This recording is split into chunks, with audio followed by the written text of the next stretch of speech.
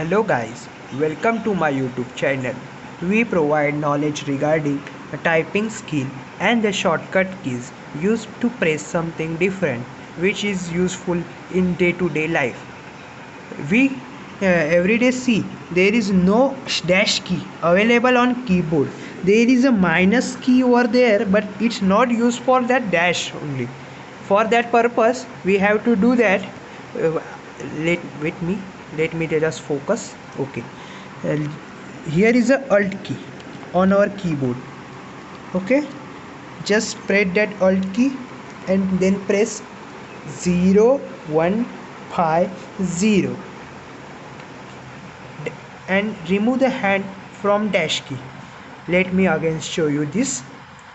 Just I give the space, I press on. We have to just press on alt key, then press 0150 and then remove finger from alt key and boom, there is a dash key. Okay, let me again show.